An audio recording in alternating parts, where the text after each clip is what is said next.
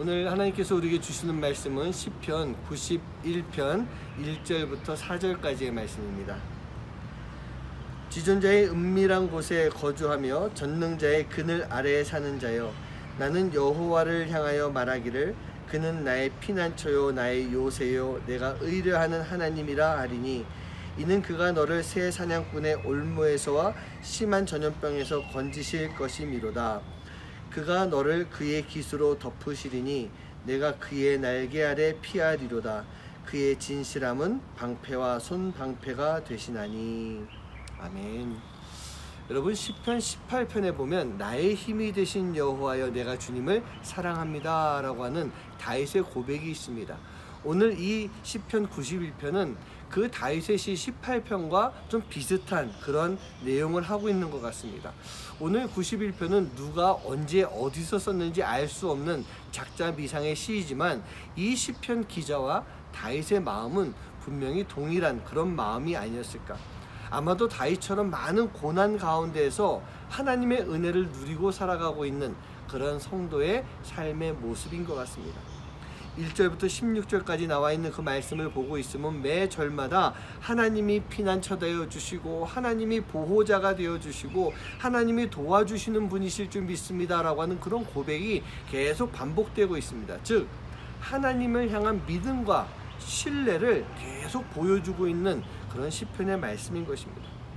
1절 말씀에서 보면 지존자, 전능자라고 하는 그런 말이 나오고 있는데, 이것은 당연히 하나님을 의미하고 있는 가장 높으신 분, 누구도 감히 맞설 수 없는 능력을 가지고 계신 분이라고 하는 그런 뜻이 있습니다. 그리고 은밀한 곳, 그늘 아래라고 하는 것은 가장 쉽게 표현을 하면요, 이런 표현을 쓰면 좋을 것 같습니다. 어미새의 품이라고 하는 것. 즉, 하나님이 우리 인생에 피할 수 있는 오직 한 분이라고 하는 그런 뜻인 것입니다.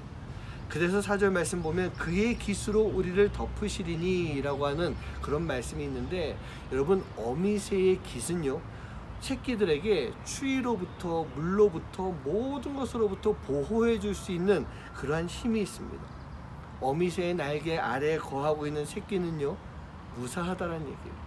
예전에 제가 그런 말씀 한번 드린 적이 있었는데, 산불이 나서 그 불이 난 이후에 소방관이요, 그 산불 진화 작업을 하는데 새 한 마리가 이게 불에 끌려서 죽어 있었습니다.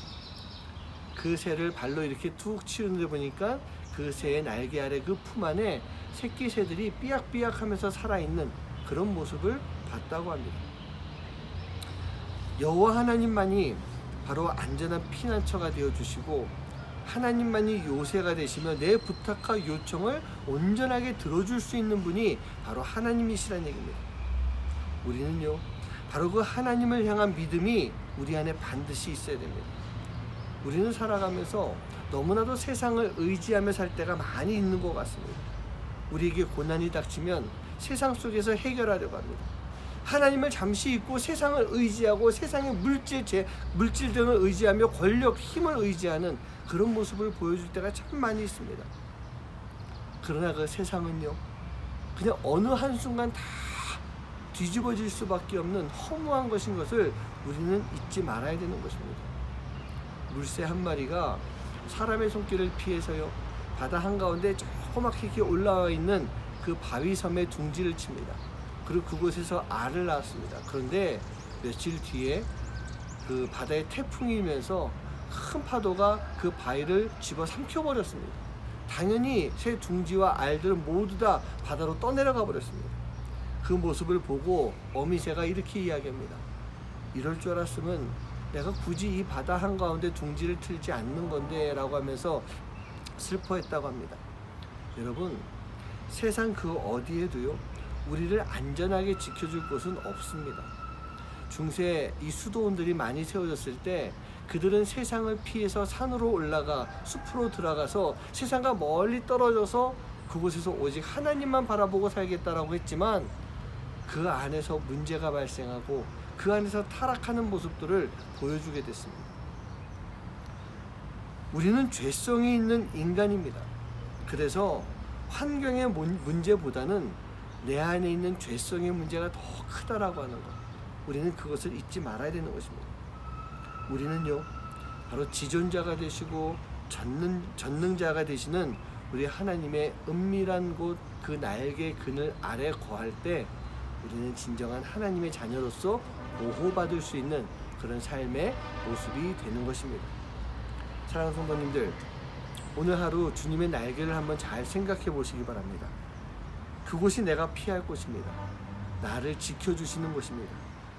바로 나를 보호해 주실 것이라는 것을 기억하고 오늘 하루 주님의 날개 품 안에 그 날개 그늘 아래 거하는 그런 하루의 삶을 살 수 있는 여러분 되시기를 주님의 이름으로 간절히 축원합니다.